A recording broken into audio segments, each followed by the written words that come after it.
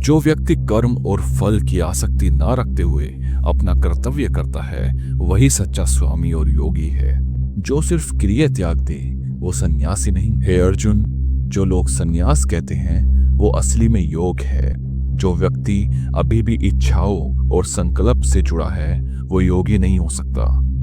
जो व्यक्ति योग के लिए अभी अभी प्रारंभ कर रहे हैं उनके लिए कर्म जरूरी है, लेकिन जो सिद्ध योगी है उसके लिए क्षमा जरूरी है। जब व्यक्ति इंद्रियों के विषयों और कर्मों से आसक्ति त्याग देता है और हर संकल्प छोड़ देता है तभी उसे योग में स्थिर माना जाता है। अपने आप को ऊपर उठाओ, नीचे मत गिराओ, क्योंकि तुम्हारा सबसे बड़ा दोस्त भी तुम हो और दुश्मन भी खुद। जिसने अपने मन को जीत लिया उसके लिए मन मित्र बन जाता है, पर जिसका मन वश में नहीं उसके लिए वही मन दुश्मन बन जाता है। जिस योगी का मन जीता गया है और जो अंतरात्मा में स्थित है उसके लिए सर्दी गर्मी सुख दुख मन अपमान सब एक समान है। जिसका मन ज्ञान और अनुभव से तृप्त है, जिसने अपनी इंद्रियों पर विजय पाई है, वो योगी मिट्टी पत्थर और सोने को एक समान देखता है। जो अपना मित्र दुश्मन मध्यस्थ पापी या साधु सब पर एक समान दृष्टि रखता है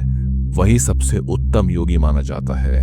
योगी हमेशा एकांत में रहकर ध्यान में स्थित रहते हैं, अकेले वशीभूत मन और अक्षीण बिना संग्रह के।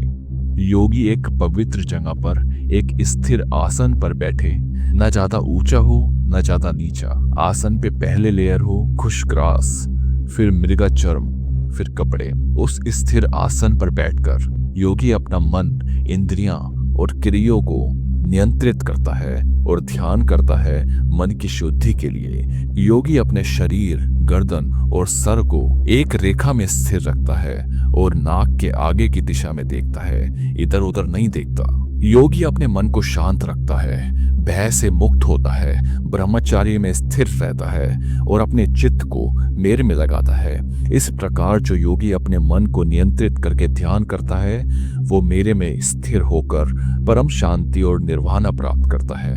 ना तो बहुत अधिक खाने वाले और ना बिल्कुल उपवास करने वालों के लिए योग संभव है, ना ही तो हमेशा सोते हैं जो या हमेशा जगते हैं उनके लिए ये योग संभव है। जिनका आहार विहार कर्म सोना जागने के समय सब में संतुलन है वही योगी दुखों से मुक्त होता है। जब व्यक्ति का चित्त पूरी नियंत्रित होकर केवल आत्मा में स्थिर हो जाता है और सब इच्छाओं से मुक्त हो जाता है तो उसे सच्चा योगी माना जाता है। जैसे एक दीपक हवा ना होने पर हिलता नहीं, वैसे ही योगी का मन होता है जब वो अपने आप में योग लगाता है। जब योगी की चिता योग के द्वार पूरी तरह नियंत्रित हो जाती है और उस योगी अपने आप में आत्मा का अनुभव करता है तब वो तृप्त हो जाता है। जो सुख बुद्धि से अनुभव होता है इंद्रियों से नहीं, वो सुख आत्यंतिक है। जब योगी उसमें स्थिर हो जाता है तो कभी चंचल नहीं होता।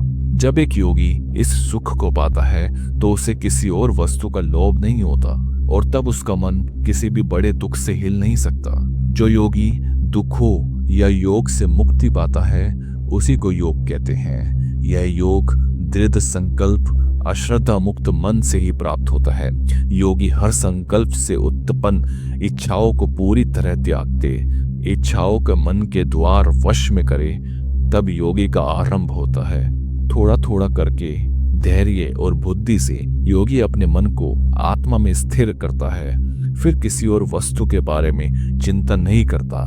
जब जब मन भटक जाए तब तब उसे वापस खींचना, आत्मा में स्थिर करो। जिसका मन शांत हो गया, जो योगी राजगुण से मुक्त और पाप से निर्मल हो गया, वो परम सुख और ब्राह्मण में स्थिति को प्राप्त करता है। जो योगी सदैव योग में लगा हुआ है वो सब पापों से मुक्त हो जाता है और ब्राह्मण को स्पर्श से अत्यंतिक सुख पाता है। योगी सभी जीवों में अपने आप को देखता है और अपने आप में सभी जीवों को देखता है। वही सच्चा योगी है जिसके दृष्टिकोण समान है।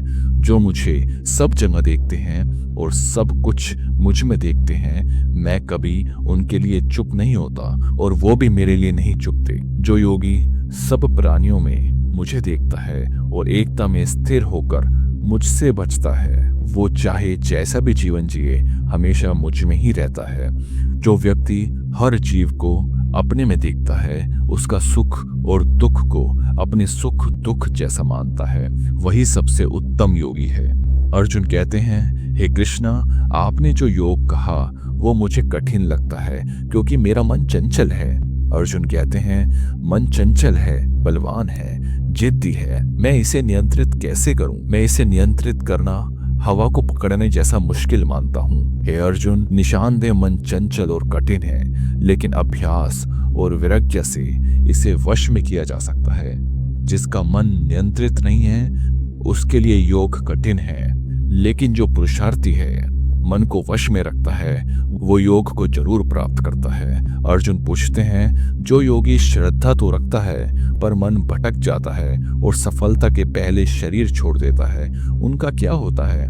अर्जुन कहते हैं, क्या ऐसा योगी भोग भी नहीं ले पाता और योग भी नहीं प्राप्त कर पाता, जैसे बादल का टुकड़ा टूटकर कहीं का नहीं रहता? अर्जुन कहते हैं, हे कृष्ण, आप ही मेरा ये संदेह दूर कर सकते हो। इस प्रश्न का उत्तर आपके बिना और कोई नहीं दे सकता। हे अर्जुन, जो कल्याण का कर्म करता है उसका ना इस जन्म में ना अगले जन्म में नाश होता है। वो कभी दुर्गति को प्राप्त नहीं करता। जो योग में असफल रहे उन्हें पुण्य लोगों के लोक मिलते हैं और फिर उनका जन्म एक शुद्ध धार्मिक और समृद्ध घर में होता है। कभी कभी ऐसे योगियों का जन्म उनके ही जैसे ज्ञानी योगी परिवार में होता है, जो बहुत ही दुर्लभ होते हैं।